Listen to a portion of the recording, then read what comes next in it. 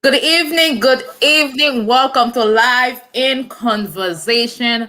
I am your host, René Antoine, with my lovely co host, attorney Daphnée Camilien. Hello, hello, Daphnée. Hello, hello. Hello, Wallace. We are back live in conversation. This is our weekly Wednesday evening show where we talk about a topic of the day. Immigration news, obviously, from Attorney Daphne Chameleon, as well as a financial literacy segment where I will present a resource that you and I we can use to thrive financially. So my name is Winnie Antoine. For those who do not know me, I am an entrepreneur sharing resources to help family thrive. You want to go ahead and introduce yourself, Daphne? Sure. My name is Daphnée Camilien from Camillion Law. I'm an attorney focusing on immigration and contract law. Awesome, awesome. So before we get started, we're just gonna go ahead and state our disclosure, and we'll get right into our topic of the day. Sure. Renee and I are professionals in our own right. However, we do not have any type of contractual agreement with anybody. So anything that you hear tonight is for entertainment purposes only. And so whenever you're seeking some type of advice about insurance or marketing or anything of that nature, you'd have to make an appointment with Renee or go seek your local person that you use. And the same thing for me. If you wanted to seek legal advice, you could contact me and get a consultation or contact your local attorney that you work with. Awesome, awesome. So we're going to talk about the topic of the day. Hello to all of you joining us to the like. Um, Let us know what you are watching from, so we can give you a shout out and share. So more people can get this awesome information we're gonna share this evening. Okay. So let's get into our topic of the day. Do you want to start it, Daphne, or Yeah, should I? You want- Yeah. I will. I'll give a little background. So, Dr. Umar Johnson went on the Breakfast Club yesterday and caused quite a controversy because he was talking about which he normally does when he goes on their show, and you guys can check out him on the Breakfast Club. But he tends to talk about race relations, which you know, and just talk about Black empowerment, etc. So he's one of those people love him or hate him, right? And he was talking about Naomi Osaka. If you guys don't know who she is a tennis champion. She's the one that famously beat Serena Williams. And Serena, afterwards, Serena was really upset about. I don't remember exactly what happened, but she was really upset and screaming, and everyone made a big deal, like, but it wasn't about the girl. It was more about like what happened in the match or whatever. And but Naomi has been winning lots of awards lately, or tournaments. I don't say awards. She's been winning a lot of tournaments. She's a top tennis player, and the Olympics are coming up. And Naomi is interesting because she's Japanese and Haitian, and she was raised in Japan, and she was born in Japan. Her mom is Japanese, her father is Haitian, and I'm giving this background because this is part of what the controversy came up about her. And she's going to be playing for the Olympics in tennis, and she has chosen to play for Japan. And Dr. Umar had a problem with that. So, did you want to chime in? Yes, so the topic of the day is, do you agree or disagree with Dr. Umar Johnson's opinion on Naomi Osaka representing Japan instead of Haiti in the coming Olympic? So we both wanna hear your opinion. So I would say both of us are Haitian descent. Yeah, I'm actually was born in Haiti. Is that my phone? Okay. That's fine. So yeah. So this is the topic of the day. So I'm gonna have Daphne start.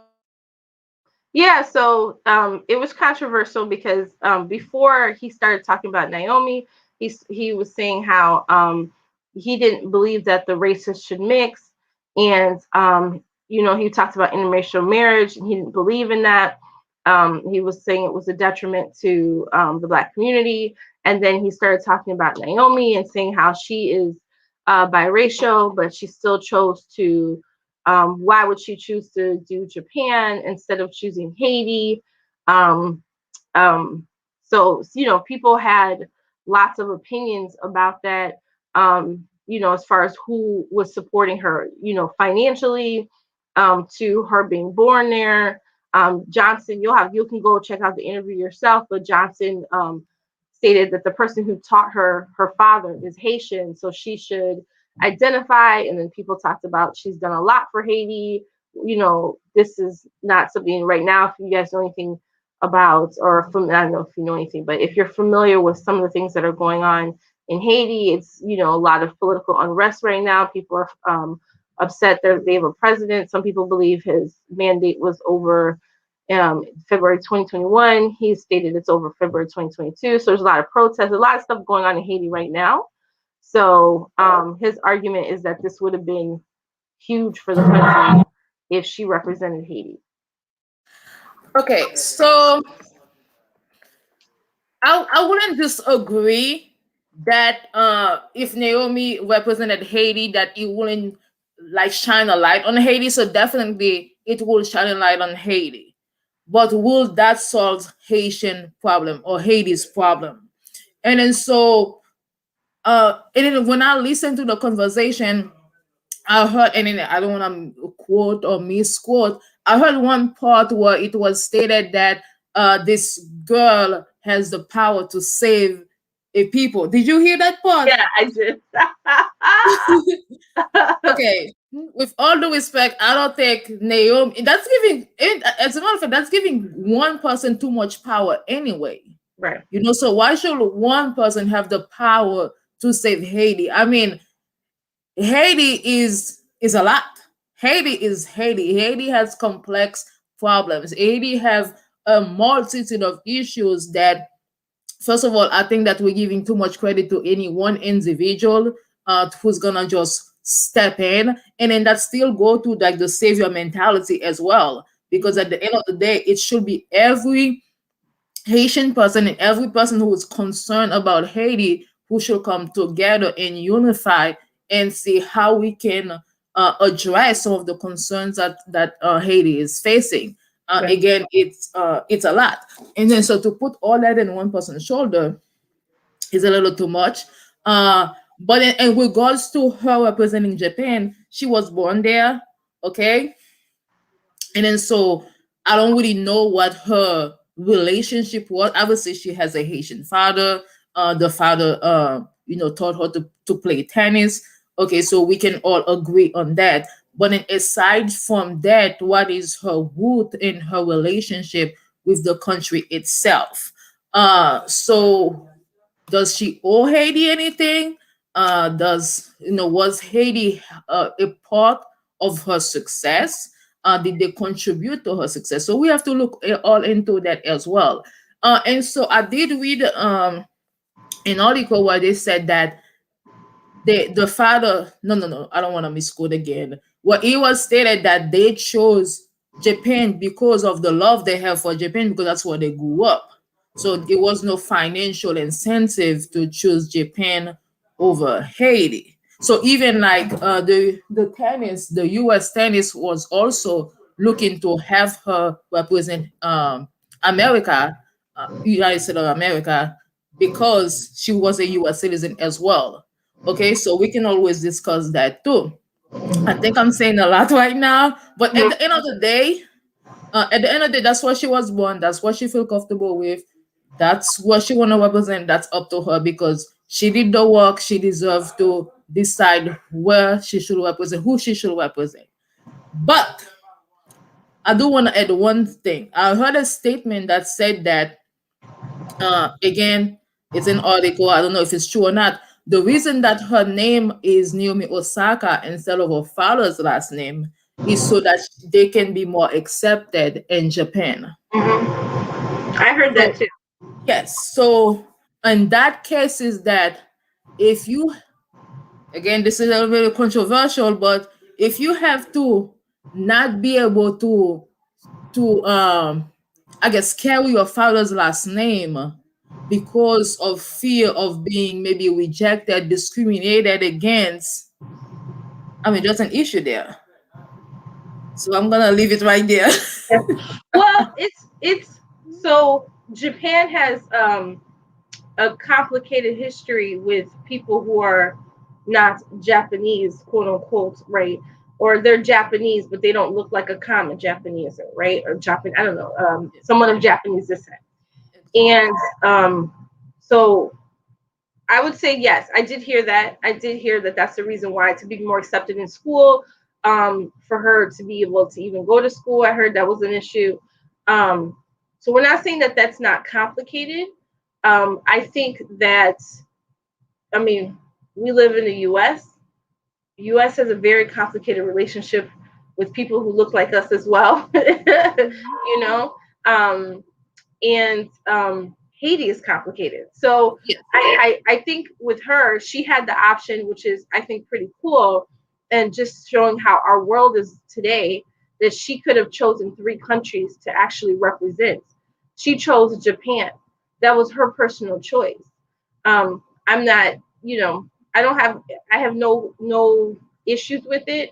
I think I don't like when people put pressure on other people because they feel like they should use their platform for certain things and they have what I say, a quote certain responsibility. I think we all have a responsibility. If I'm before I can say why don't you do this, I better do something too. I better be able to say I'm doing this, and suggest that you be able to do something too. But oftentimes it's people who aren't doing anything that like to suggest why don't you. But I'm not saying that he has a school. Dr. Umar has a school. He's doing lots of things, but I just don't think that we can say, you know, why doesn't she do this? She has her reasons why she chose them. Awesome, awesome. Well, that is our opinion on the whole ordeal with Dr. Umar opinion and Naomi Osaka. And then, so we would love to know your opinion. I see a comment. Sorry. Yeah. Okay, so Perpetuous says, cool, she chose Haiti. I guess his dad got the US citizenship and her mother is Japanese. Um, I don't know if that's um it either. yeah. Her mother is Japanese. I'm not sure. I don't know anything about her dad being a U.S. citizen, but I do know that she was a U.S. citizen and she relinquished her U.S. citizenship on 2019. 2019, she relinquished her U.S. citizenship so that she could represent Japan in the upcoming Olympic, and as well as uh, in Japan, when you turn 22, you have to declare, which country that you are going to. I don't want to say represent because if you have a dual citizenship, I think you can have a dual citizenship up till age 22. So once you age 22, then you have to decide which nation citizen that you will be. And then so I guess she killed two birds with one stone by deciding to drop her U.S. citizenship to represent Haiti as well as to go ahead and To represent Japan. follow that, yeah, To follow that represent. rule. Okay, so Go ahead. you Yeah. said to represent Japan, right? Yes. Yes. Okay, okay. Because I think Represent you said Japan. represent Haiti, but I think you meant Oh no Japan. no no! I meant to say Japan. My apology. Yeah. Yeah. So wonder if Haiti can support her financially also. I mean, maybe, but at the end of the day, financial supports because like when you're a tennis player, it starts from like I think she started from age 3. I don't remember, but maybe age 3. So that's the whole time. If Japan was supporting her from maybe again, this is me just assuming from age 3 to current, Haiti cannot just say, okay, I'm gonna step in now. you know, I'm gonna step in now, give some money, and then represent me in the Olympic. Okay, so there's a relationship there. That's what she's born. She was literally born there. I think she grew up there till 3 and then moved to the US. And then if they've been supporting her from the get go, and then I don't know for sure, but there could be a contract there as well, also. Well, Okay. and the other, So, well, finish and then no, I'll no, say go ahead. something. No, I'm done. I was gonna say the other thing is he's assuming that Haiti reached out to her and said represent. He doesn't know, right? It would be one thing if they courted her and said that we would pay, for your training, all the things that are needed to prepare yourself for an Olympics. But we don't know. And so her going to them saying, hey, I think I want to represent you is quite different than them courting her.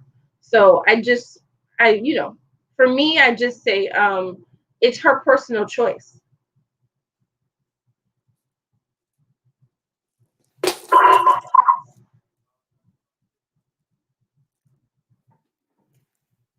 Did we lose you, Renee? No, you did not lose me.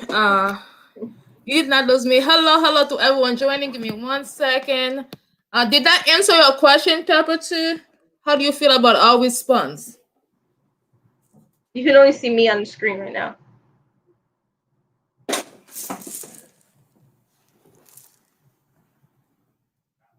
So Oh my. Hello, hello, everyone. This is René Antoine and attorney Daphnée Camilien live in conversation. If you are not part of this first segment, we were discussing Dr. Umar Johnson's opinion on Naomi Osaka representing Japan instead of her father's country, Haiti, in the upcoming Olympic. So thank you for joining us. Did you want to add anything before we move to our immigration segment? no, that's No, fine. that's fine. Awesome, awesome. So at this time, it's gonna be an immigration segment by attorney Daphnée Camilien, where she will share news and tips for those of us who are um, for those of us who may need immigration advice for ourselves or for our loved ones or for somebody we know. So go ahead and share this live so that they can have information from an attorney. So let's do that. And people to say yes, it is a personal choice, and I think they thought a lot about the choice that they have to make. Exactly, it is definitely a personal choice, and I'm sure it has um, a lot of calculated thoughts behind it. Thank you for your opinion, Papa. Appreciate you chiming in. So now, attorney Daphnée Camilien. Yeah, so Yeah, so Biden Biden um first so if with immigration news, we're going to talk about Biden's first 100 days in office. Um, Biden had lots of hopes on making immigration reform, and people are definitely trying to hold him to it. Um, he during the first 100 days, some of the things he did was he stopped the construction. Remember the border wall. He stopped the construction on the border wall, and he said he was going to end some Trump era policies. He was getting rid of stricter restrictions on green cards, like the public charge, which said if you were on government assistance, you weren't able to get your green card. He has gotten rid of that. Um, so he has kept some of his problems, but people are really upset about the refugees. Right now there was a really low cap on refugees, 15,000 people they have a cap that's from the Trump administration, and he said he was going to increase it. So his administration has come out and said we do have lots of plans for immigration reform. We are working on it, but give us time, right? So we just have to stay tuned. The other thing that's going on currently right now is that over 500 advocates have reached out to the Biden administration asking that that Haiti be designated a TPS country. Um, in the past, Haiti was designated as TPS country 2010 after the crisis, after the earthquake. And TPS is temporary protected status. And anyone who was in the U.S. at that time could get this temporary, who was out of status and couldn't go back to their country. They could go ahead and apply for this temporary protected status. If you remember, under Trump administration, he ended temporary protected status for people from Haiti. There was lots of lawsuits, so there was an injunction. There's still pending. There's still a pending lawsuit. So what they're asking for this these group of advocates is they're saying, which is quite interesting. They're saying they're asking Biden to redesignate Haiti as a TPS country, and because of what's going on in Haiti, which I mentioned earlier about people controversy over the current president of Haiti, when his term was going to be over. Some people said 2021, or he says 2022. Other people say 2021. So he doesn't have a parliament. There's a lot of stuff going on, and lots of people are protesting. There's also kidnapping in the country that's higher than ever. So there's a lot of current issues going on. So people are saying it's unsafe for people to go back. So what they're asking for is people who have come here as of 2017 and are out of status to designate those people, allow them to apply for TPS, reestablish Haiti as a TPS country. So that'll be interesting to see. That's what they're asking for. But that doesn't mean Biden's going to give them that. But we'll see. We'll see. So that's my immigration news. We have everything is always every week. Stay tuned because these things take some time. So we'll see. And so I know you started to share one immigration tip. Is that something that you have tonight or maybe next week? Um, hmm. We can remind people on what you shared last week, especially we have a new audience. We talked about how it's important not to just wait until we are citizen to go and file for our loved ones. Start the process, while we are permanent residents. And so you can go ahead and elaborate on that, Attorney Daphne. Right, and I did have another one, but yeah, you're right. Oh, no, no, go ahead and share that too. Yeah. Okay, so yeah, so just yeah, if you know that you when you get here, if you know that you're going to apply for your loved one and you have a green card, you don't have to wait till you're a citizen to apply for your loved one, especially not everything is situational, right? So, but I'll give you an example, especially if you're a for example, if you're applying for your brother or sister and it's going to take 18 years, you could apply for them instead of waiting 5 years, because in reality that's how long it's taking. It sounds insane, but it's true. That's how long it's taking. So if you're in 2020 and you have your green card and it says 18 years, that means 2038. And so instead of waiting till 2025 when you're a citizen applying for them, you can go ahead and apply for them, and then when you become a citizen, so they give you, because there's different what they call preferences, right? And so when you're a citizen, you apply for someone, you get into a higher preference, so it takes less time. When you're a green card holder, you apply for someone, it takes more time, right? So you would change your preference from green card holder applying for family member to citizen holding for a member. So instead of taking 18 years, maybe now it's going to take 14 years, like it'll but you already have years in the game. You didn't push it out, because by the time you get your citizenship, you have already had 5 years in the game. And so now if they tell you, hey, it's actually, but you have to inform immigration, hey, I've changed my status, I'm now a citizen, I'd like to change my preference so that your family member could be bumped up higher. And so I'm not gonna like sugarcoat it. It's not like all of a sudden it's gonna be a year. No, 18 years, maybe now 14 years, right? But you already have 5 years in the game. So now maybe you only have 9 years, versus if you had waited until you became a citizen and then did it. So it's just what you preference. But just that, that's very situational, right? So that's something you'd have to talk to an attorney, go to a clinic, seek out, if you wanted to contact me. But that really is very situational, because immigration is tricky like that. What I said for brother or sister is not the same for a mother or father. It's not the same for a fiance. So it's not the same for a minor child. So all that stuff changes depending on what your situation is.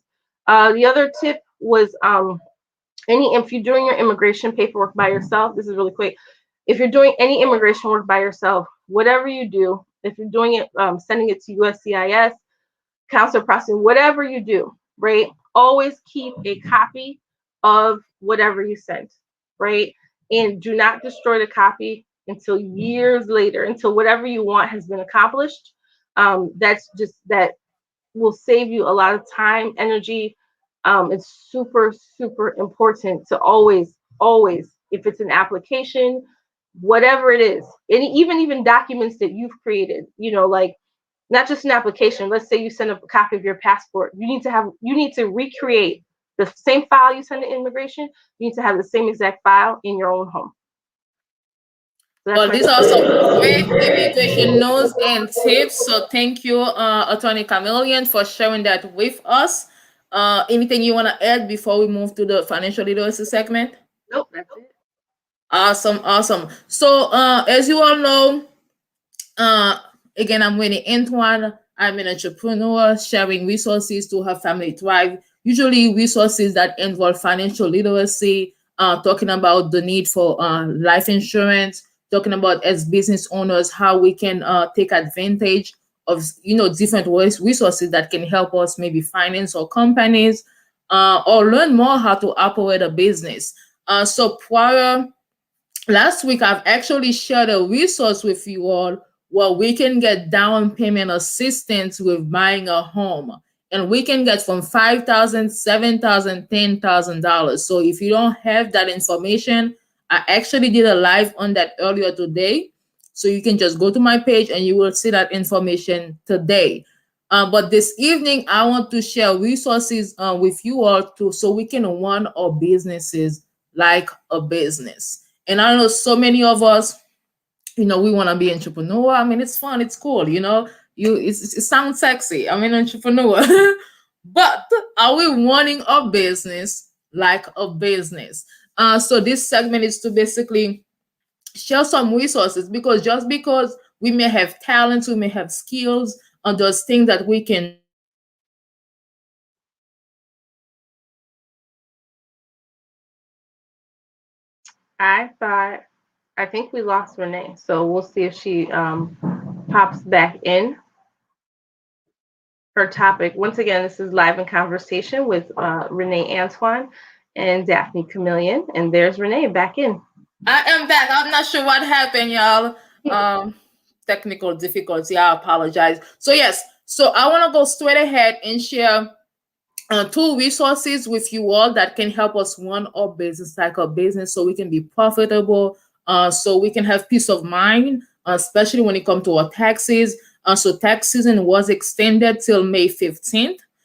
So for those of us who are business owners who have yet to file our taxes, maybe this is a good time for us to get that knowledge, to get that information, so we can get our finances in order, or business finances in order, so we can keep more money in our pockets, because at the end of the day, we are in business to make money. So why not learn how to ethically and legally operate a business, so that we can earn, keep more of what we make? So I'm gonna share two resources. One of them I share, both of them I always share, but in those different programs. Okay, so I did share the. Give me 1 second, y'all. Boom, boom, boom. So the city of Chicago has a business education program. I shared it before. I'm going to continue to share it so more of us can know of it. And this is where they have workshops, they have webinars. They bring in people from different businesses. People are doing well in their businesses. People who are well knowledgeable in what they do. Okay, so that they can help us to operate. Because at the end of the day, the city is for businesses, because businesses help a nation thrive. Businesses help a country thrive. So they do want to ensure that we have the resources that we need, the information that we need to run a profitable business. So they do have those classes for us on Wednesdays and Fridays, where we can. Oh, now they have no. The Tuesday one I think is just a one-time thing, but honestly, I'm not sure. But then with that being said, they have a restaurant with that utilization program, and then so that those of us who may be in the restaurant business, who was hit by COVID, and now we're looking for some assistance to get back in the game. Make sure to check out this webinar. It's coming up on May 4th. Okay, that's Tuesday, May 4th. It's telling you about, in addition to all the PPPs and all the other assistance that the Small Business Administration is offering, this is one that's specifically for restaurants. And then, so if you are a restaurant owner, or you know somebody, you have a family member who's in the restaurant business, why not get them the 411 of this information? And I know that you all are busy people, and then the city of Chicago also know that. So what they have done is that, and then, like when things happen, there's always a good out of stuff. And then, so they have actually made those classes available on a YouTube page, which I do believe they just started. So I'm gonna show that to you all. So if you miss a class by any chance, and you're busy, you're not able to attend them live, go to the YouTube page, Chicago BACP. And again, as you can see, this is not well known because they only have 572 subscribers. That's for the city of Chicago. Okay, Wow. sharing resources. Because at the end of the day, so many of us, maybe we need a liquor license, and we need to know what we need to do to get that license. They are literally telling you, this is how you do it, this is what you need. And so the resources there, it's for us to go at and retrieve it. So if we're busy, we cannot attend those session live, even though not online. Go after the fact, and look at those videos. And again, this is yesterday only getting 9 views, 54 views, 38 views. So they don't really have that many views, y'all. So share this information. It is important, especially if you're doing business in the city of Chicago. With that being said, I know a lot of you are maybe watching different places. So that doesn't mean that there's no program for you. Just check with your city. Most likely there is something like that for you, that can help you. So with that being said, that's what I wanted to share with you all as a free resource. And then I always share maybe a paid resource that you can get some hands on. You looking for somebody to sit with you and explain to you what is a profit and loss statement.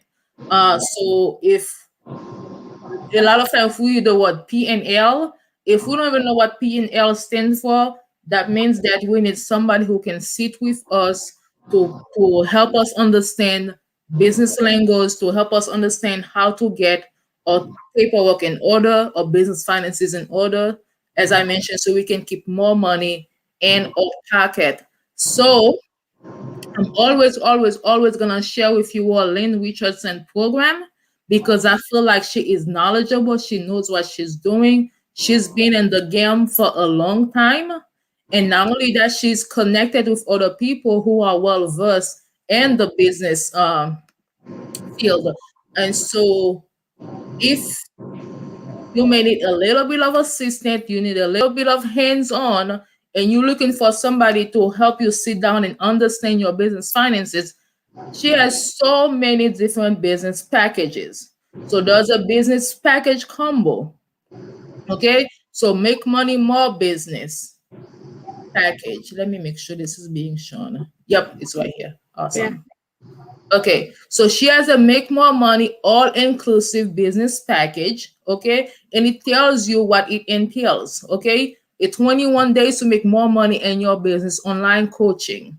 Okay, make more money business consultation. So there's so many different options, and obviously it's depend on your budget where you want to start. From 269 to 118 to 49. This is if you just want a business finance 101. Okay, and then so the information is there.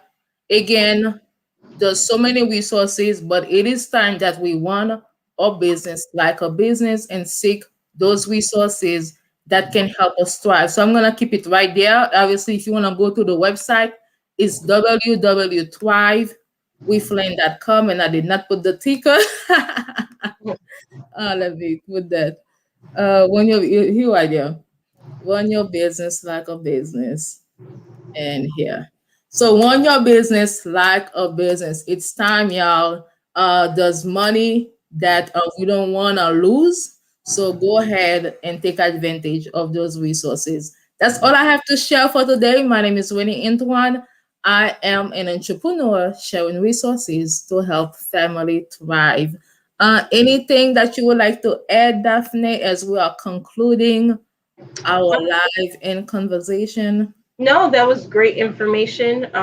Thank you for the resources. Those are things that, especially free classes, you know, I'm gonna try to look at that too. So I'm always into information, and then free information where someone's not trying to sell me something. That's great. Yes, so definitely sign up on the YouTube page.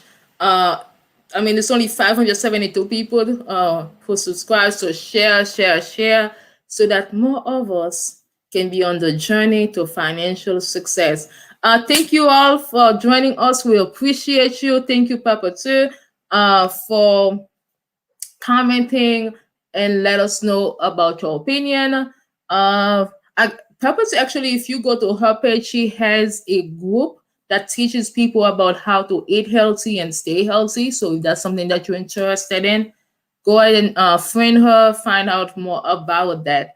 And I have my Faith where I don't really promote it because it's on the statement, but it's kingdom32.com. So if you're looking for some faith work, go ahead and check it out. And Chameleon has a YouTube page. Please, please, please, the link is on the comment, not the comment, the description. So please go ahead and like her page. Anything to end? Nope, that's it. That's it for now. Daphne Winnie Antoine and Daphnée Camilien signing out. One love. Until next Wednesday. Bye for now. Bye.